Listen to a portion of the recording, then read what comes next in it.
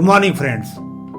If you think that personality is determined by external factors like your dressing, your physical features, your linguistic ability, etc., you are 100% wrong. It may create first impression, but first impression is not the last impression. Personality exactly means that how do you behave in adverse circumstances, how you get out of it. And this is determined by your belief system, life values. And that is governed by your level of awareness and experience. Friend, I am Ramchandra Rai, and you are watching Prayas, a channel which strengthens your level of awareness, thereby changes your thinking, value system and your personality.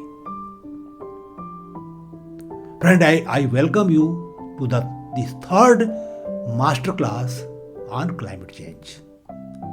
Today we are going to discuss who is responsible for climate change. You have seen in the first episode I defined climate, change of climate, greenhouse gases, sources, etc. In the second episode, I discussed serious consequences of climate change in terms of various types of diseases, bad quality of life, slow economic development, and so on. Therefore, it is very important to fix responsibility before we can think of remedial action. So in today's video, I am going to fix responsibility, a specific responsibility for climate change. But before I start discussion, I want to share something very important with those people who have come first time on my channel. First thing, if you want to attend my live session, there is a link provided in the description box. Two type of link is there. One is for free webinar and the other is for suggestion for free webinar. If a subject of your choice is already scheduled, you can join. If not, you can suggest and I will invite you. Second thing, after retirement from government service, I am working in the area of personality development, trying to transform personality. So if you are interested in this particular area, you can join our community discussion forum that is called Prayas Manch. A link is there, you can join. Third thing, I strongly believe that unless our action is suitable and right, we cannot succeed in any field whatsoever. And our action and behavior is determined by our value system, life values and thought process. And that is the outcome of our level of awareness, level of experience. So by changing your information, what you have gathered so far, by comparing experiences with your experience of others, I am trying to change your belief system and thereby your action and personality. With that purpose, I am directing a personality development program which is titled Prayas Foundation Course. A link is provided in the description box. You can go and see the basic details. It has got 5 modules separately for students, working professional, entrepreneurs, government officials and retired people. In case you want to know the detail of each and every module, please visit our website. Complete detail is available. And lastly, I want to tell you that even when I come from a normal farmer family of Eastern UP, which is a backward region, I qualified civil service, central civil service, without coaching, without spending any money, then why others cannot do? Why they are spending so much money? Therefore, I want that poorest of the poor person should not be deprived of benefit of this program which I am conducting, I am directing. For that, I require your assistance. Friend, I am not demanding any financial help from you. I am simply requesting that in case you have got 1.5 hour time free after doing all your activity, wherever you are doing, in whatever fashion you are doing, please donate that free time to me. And during that free time only, sitting at your home, conduct this particular program through your mobile phone as our Vyaktiत्व Vikas Margdarshak. I will train you, equip you for that, and you will get some income also. Friend, I hope that you are going to consult description box and help me. Now friend, let us discuss who is responsible for climate change.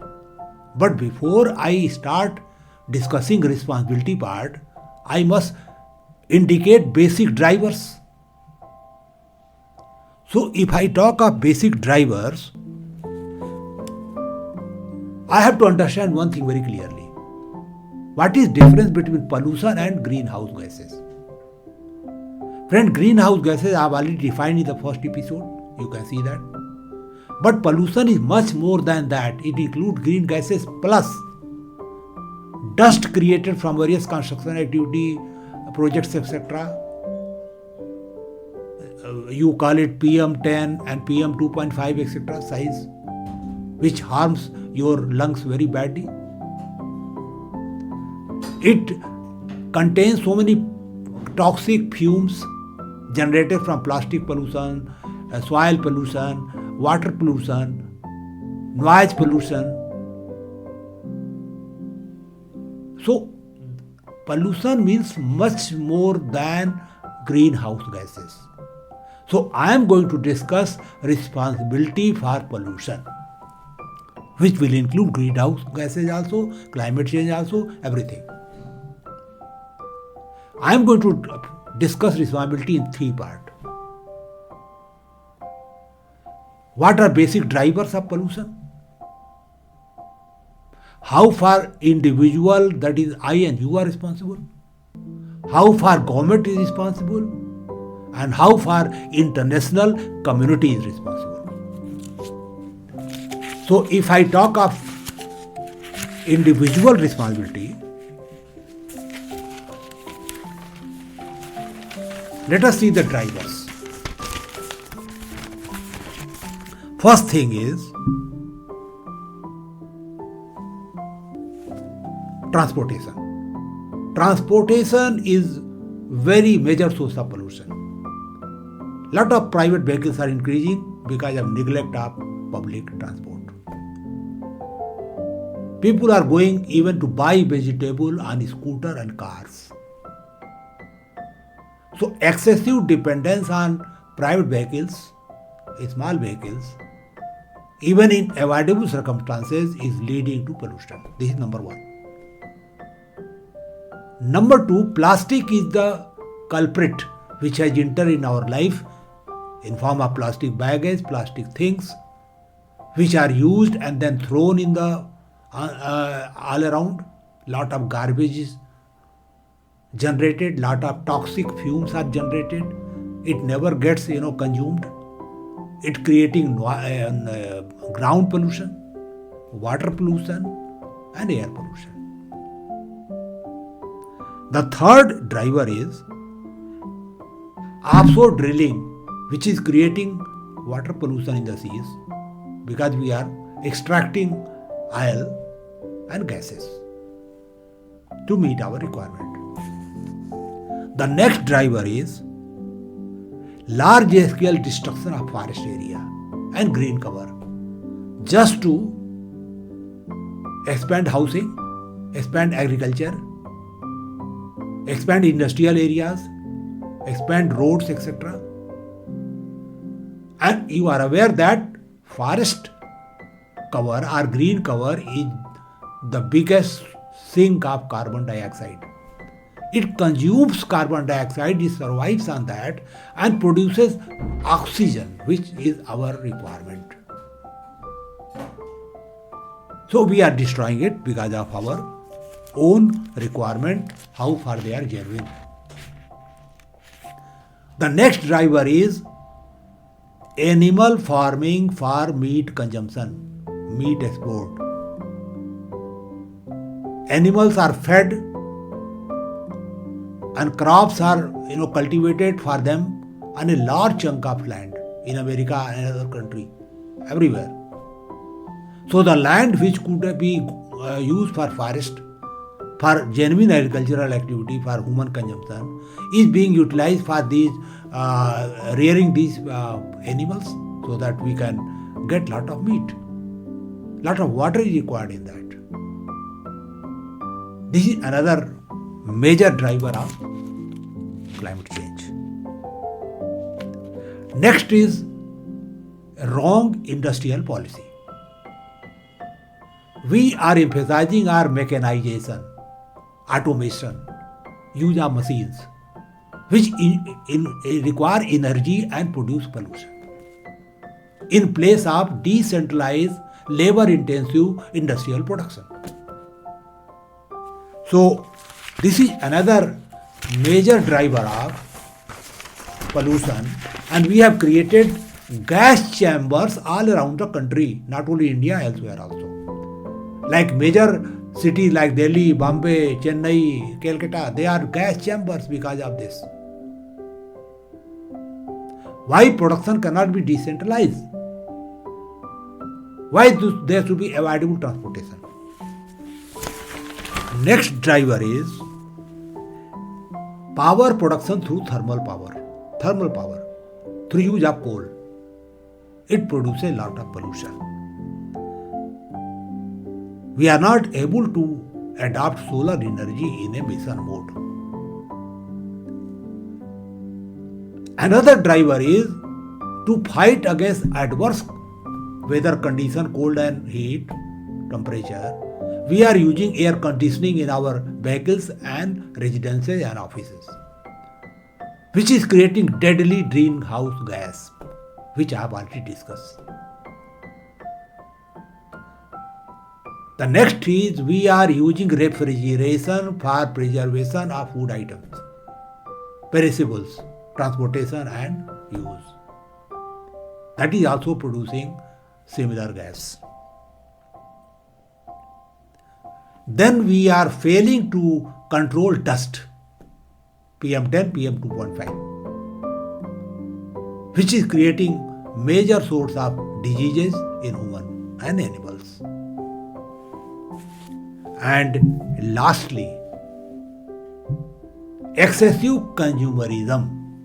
We consume so much, produce so much garbage every day that it is creating hell. We are living to eat, not eat to live. And all this is being, encouraged through wrong government policies. Having known the basic drivers, now we can discuss responsibility part very clearly. First, I will come individual responsibility.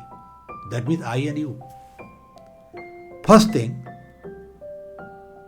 we are burning fossil fuels for running our vehicles and burning coal or cooking or something like that.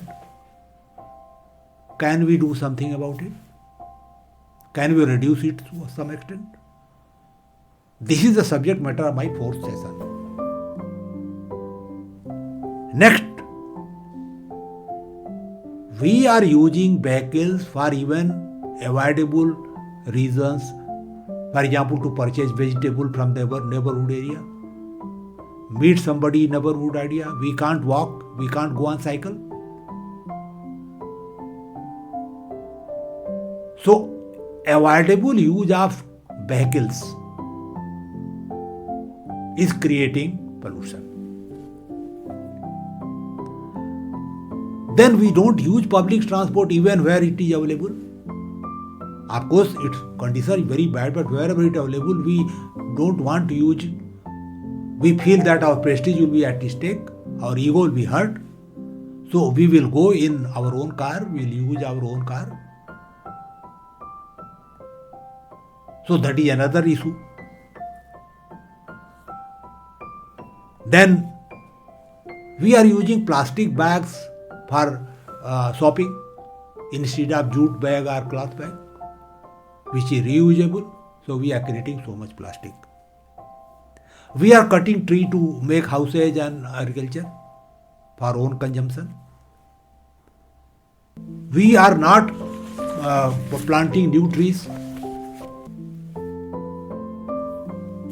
Then we are consuming meat, leading to demand for animal farming. Then we are over consumer. We are consuming. I have checked my own wardrobe. I have got 35 shirts and almost 30 pants.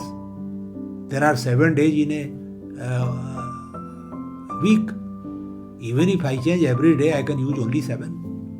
Even if I change morning, evening, I will use 14.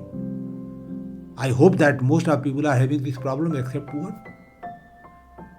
And after all, whatever you will consume has to be produced, and it will produce, energy will be required, pollution will be created. And if you feel that you are creating job because of this, you are mistaken. Most of production are automatic. They are done by machine. Very few people are required. In case you consume items which are labor produced, then it is understandable. It will not create even pollution, but that is not happening in actual practice. Of course, you are using air conditioning in our houses, refrigeration, producing greenhouse gases. So these are personal, conduct of individuals which is leading to pollution. Now, what about government? The biggest problem is that government has neglected public transport in a bad way. You don't have any reliable public transport system in any city. I have gone to Tokyo. I have seen that their urban transport, rail transport is so widespread, so intensive that you can get rail from anywhere in the city within 1 kilometer radius. So nobody is forced to use cars. It is totally optional and very rarely used. So public transport have been neglected, either in road, rail and waterways. Second thing, the urban planning policy is very defective. We are creating separate zone, residential zone, commercial zone and industrial zone apart from each other, and most of people are forced to travel 10 kilometer, 20 kilometer, 3-4 hours a day they are spending only in traveling or getting a lot of pollution. Can we reduce it? Can we plan minimum transport city? Why you can't have non-polluting industrial units, commercial units and residential units in one building? People can simply use lift and do their job or staircases. They are not required to travel unnecessarily. Of course, you have to segregate polluting industries in a different zone and create a green buffer, and for that people should travel, but that will be very, very minimal. So our entire town planning policy itself is defective and it encourages pollution. Then we are not able to, government is not able to control production of plastic and use. Then next thing, if we reduce the consumption of diesel and petrol by minimizing use of vehicles, use more transport, public transport, then the demand for diesel and petrol etc. will be much less. Our import bill will be reduced, our foreign exchange position will improve, and maybe offshore dealing also will be to some extent controlled. Government is, ignoring the forest destruction. It is not encouraging plantation in a genuine fashion. People are making world record, and if those trees are actually have been planted and survived, then I think there is no space for further plantation. but it is not so. Every year the record is being made. So this type of fake programs are also being run. Government is not controlling animal farming because of religious reason, whatever. But if you want to have a genuine interest in climate change, you have to look at this aspect, how you can control it. Then the industrial policy is wrong. Rather than promoting labor-intensive, handicraft or such industry where more employment is generated, we are emphasizing more on automation, more on capital-intensive industries, and they are also concentrated around industrial cluster all over the country and especially around metros. So they are creating gas chambers because of wrong policies and creating more and more pollutions. We are not able to launch solar as a mission the way it should be. Lot of rules have been framed. They need to be simplified. And perhaps we are placing too much confidence in GDP growth. Gross domestic product is not a genuine indicator of quality of life. It only indicates how much you have produced, bad or good.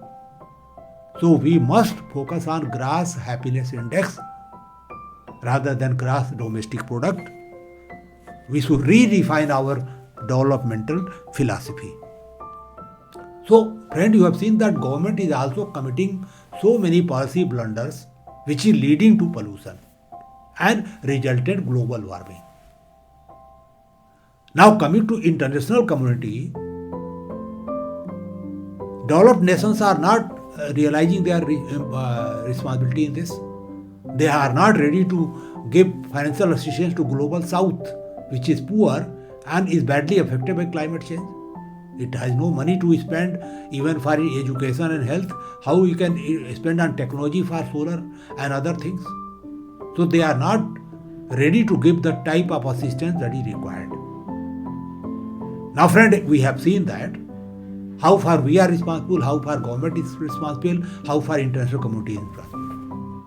Now I have a last question. Who is ultimately responsible? I personally believe that we are finally responsible because we not only commit our own misconduct, which I have discussed, we select a government, we elect a government which is not bothering about it. So we are responsible. Have we asked any time our representative MP, MLA that they should press this thing? They should bring policy changes, whatever I have discussed? Have we ever agitated as a citizen?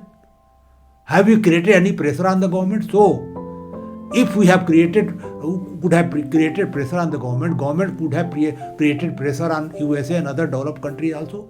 All the developing countries should have united and put pressure on them and got more concession in terms of increased financial assistance. So, in nutshell, I will conclude that we are personally responsible, 100% responsible for global warming. And we can only control it, which I will discuss in the next session. Friend, I will conclude here. But before taking goodbye from you, I want to tell you, please maintain your fitness, mental and physical. If you keep away from garbage floating all around media, you will be mentally fit. And if you are active, do exercise, yoga, etc., take good diet and good sleep and maintain work-life balance, you will be fit and you will be succeeding in any field you decide, provided it matches with your personality. Friend, thank you very much for giving me so much time. I am sure that you have got some value in this video. You are going to share this video and subscribe to my channel if you have not done so far. Thank you very much.